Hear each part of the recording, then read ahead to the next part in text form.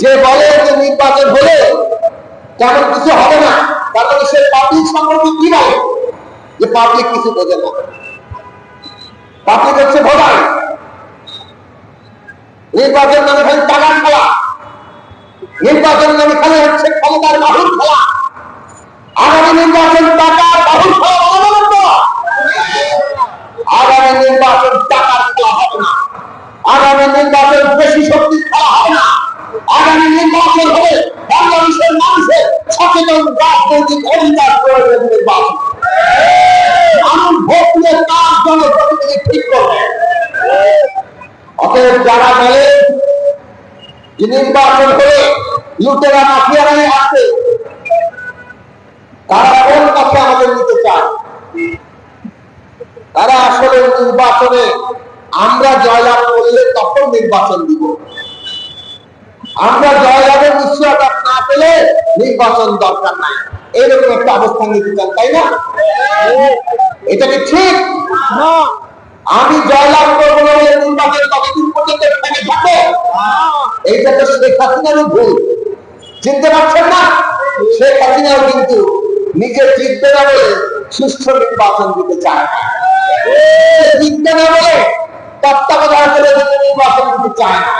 এখন আমার অনেকেই তৈরি হয়েছেন, কেউ কেউ সরাসরি বলেন না, নিজের অন্তর্গতকে দিয়ে বলা। কিছু কিছু দলকে আমরা দেখতে পাচ্ছি নিজের কথাটা অন্যদের দিয়ে বলাচ্ছেন, তারা নির্বাচন পিছাইতে চায়, সেই কথা অন্যদেরকে দিয়ে বলা।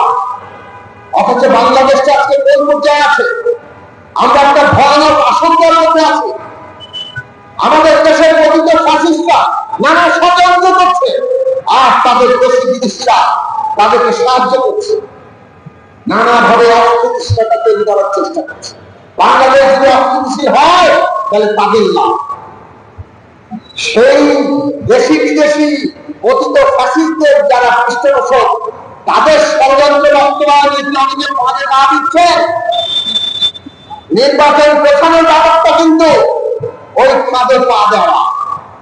যারা বাংলাদেশের অগ্রগতি ঠেকাতে চায় তারা নির্বাচন পেছানোর ষড়যন্ত্র করছে। নির্বাচন পেছানোর ষড়যন্ত্র বাংলাদেশে আমরা কোনভাবে কার্যকর হতে দেব না।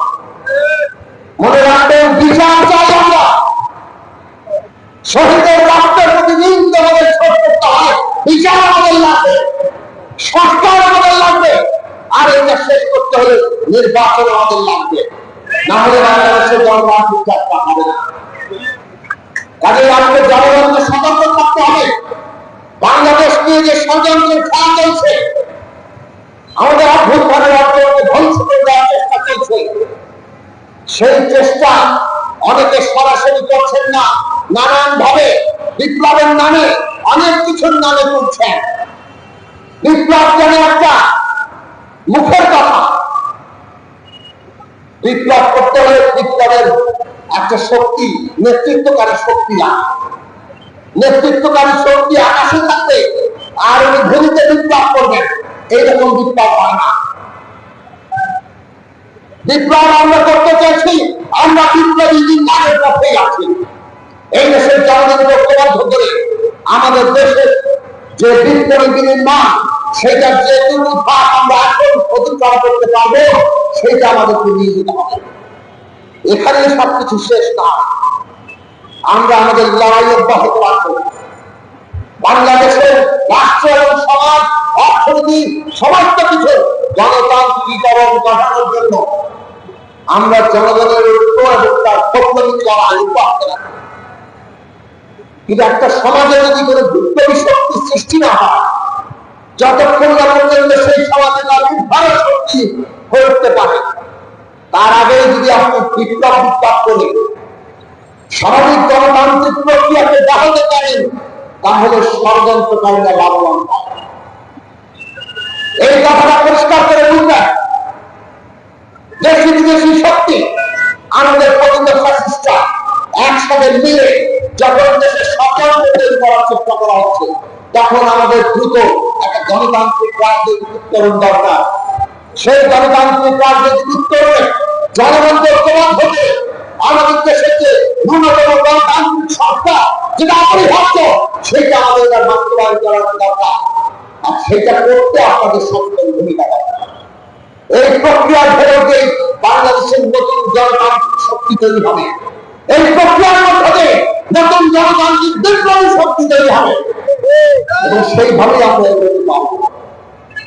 খেয়াল খুশি করে রাজনৈতিক প্রক্রিয়ায় যায় না। তবে আমাদের পরিষ্কার করে আসতে বাংলাদেশে